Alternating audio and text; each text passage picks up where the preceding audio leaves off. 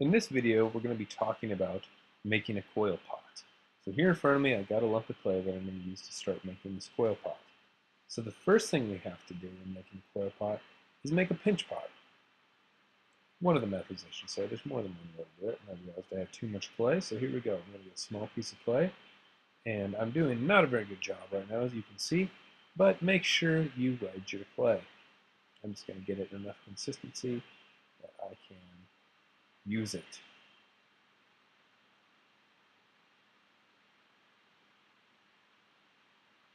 Alright, so now that I'm done wedging my clay, you can see I have a few little spots stuck there. That's okay. Sometimes when wedging, your clay might get stuck to the table a little bit. Just go ahead and keep wedging on top of it. A lot of times your clay will just pick up those bits. If they're not getting picked up, then your clay is way too wet, and you should probably wedge it on the back table to suck some of that moisture out of it. So now I got my clay in a pretty good ball, so I'm going to do like we did in the other video with the pinch pot. Is I'm going to first start by sinking my thumb into the middle of the piece, and I'm going to begin pinching. Now the difference between this pinch pot and the first pinch pot I showed you in the other video is that this one is going to be wider. You want it to be shallow with a wide base. The reason for this is we want most of the bulk of our piece to be made of coils. And notice here I'm leaving the walls a little bit thicker because they're going to have to withstand the weight of the coils we're going to roll and stack on top of them. This is going to turn into a rather tall pot. So we want to have a nice strong base. And the nice thing about this is that the piece doesn't have to be quite as clean because you're going to end up attaching coils to it and smoothing it out anyway. So some final adjustments here. Make sure it's nice and level. Having it level is also important or else your pot will start leaning. So I can take that and put it to the side. Now I'm going to make sure I have my slip ready, which I do from a previous video. And I'm going to get some more clay and begin rolling coils. Now, refresher on this, I always squeeze the clay to get it into that snake-like shape before I even begin rolling. It saves you a lot of time and effort and a lot of frustration in the long run. So I'm just going to squeeze it into the general shape. Try to get it as even as possible. I'm not going to obsess about it, but I'm going to do my, take my time to get it where I want it to be.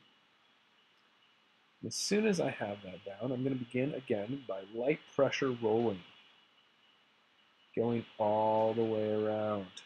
Light pressure, getting it to be round. If we don't start with it round and begin putting a lot of pressure, you're just going to make the oblong pieces flatter and the skinny pieces skinnier. So make sure it's even.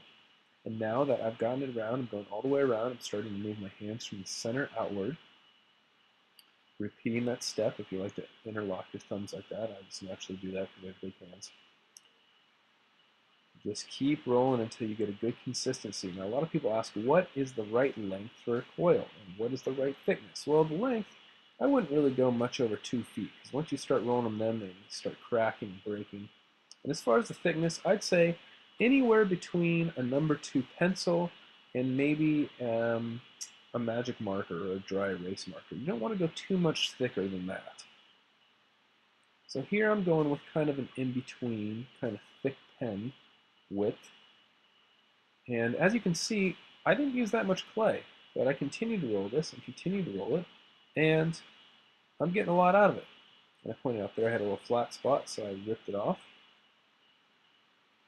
So now I'm going to take my piece and I'm going to start attaching it to my coil pot. Now there's 2 ways you can do this. You can have the coil showing, and in that case you want to score and slip both the base or the piece, the pinch pot you're attaching it to, and the coil itself if you're going to let the coil show. Score and slip the whole area. However, if you are not, as long as your clay is soft, you can get away with pinching it, which is what I'm going to demonstrate here in a second. If it's not soft, you want to go and err on the safe side and use slip anyway, even if you don't end up scoring it. So I'm going to show you from the top view here how you can take your coil. I'm going to start by gently pressing it towards the inside rim of the piece and squeezing it together and slowly feeding the clay with my right hand while my left hand is squeezing. So now I can show you from the inside it's overlapping. From the outside it looks like that. So just keep squeezing. Be careful with how much clay you're squeezing. You want to make sure you're maintaining a consistent amount of clay you're using. And you want to make sure the diameter is the same, because some people have a tendency to start pinching and one side gets way wider and all of a sudden they have a big belly in their pot they don't want.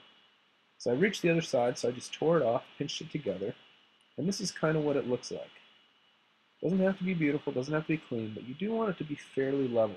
If at this point it's not level, you may want to smash down your coil or maybe trim it a little bit, because each coil that you go up and it's a little bit more off is going to make the next coil on top of it even more off, and then your piece is going to start leaning to one side and it's just not going to be great. So make sure you stay consistent with your coiling. If you use too much when you're going outwards, then it might have a belly on one side, but if you go inwards too much on one side, then one side might cave in. So you just want to make sure it's lining up. Now, if you want to make your piece go out and start having a belly, you go out. But if you want to go in, as you can see here, I'm putting it on the inside. And if you look at how much coil I'm using, the overall diameter of it is going to be smaller. So think smaller diameter, your pot is getting smaller. It's going to start closing in. That's how you build into a neck.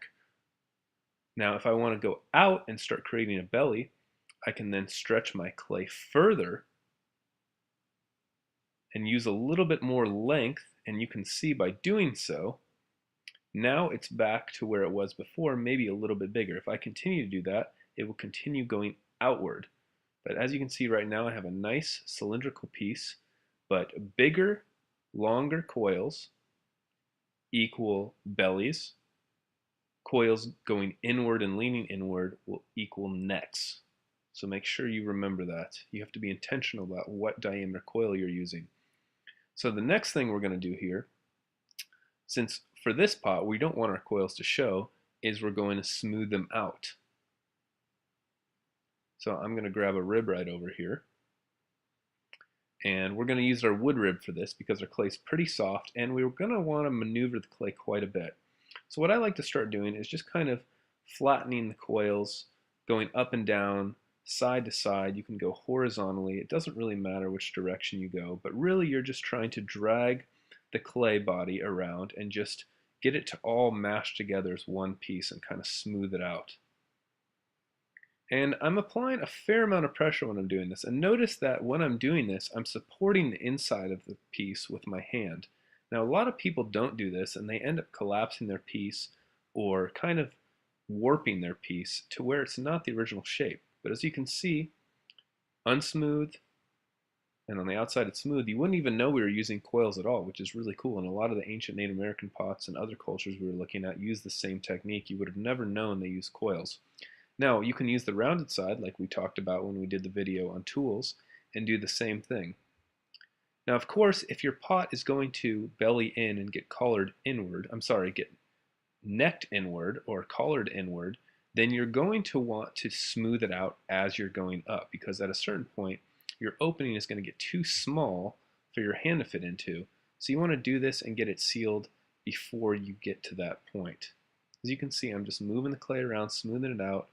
You can compress your rim if you need to keep it from cracking, because sometimes under a lot of stretching the clay will tend to dry out a little bit and crack. But that's basically how you smooth out the surface. And as you continue to build your way up, you keep doing this, whether you're going inward or outward with the coils. And just remember to stay consistent, keep your coils even, keep it level, and be careful not to smash in the bottom either. And that's how you start a coil vessel.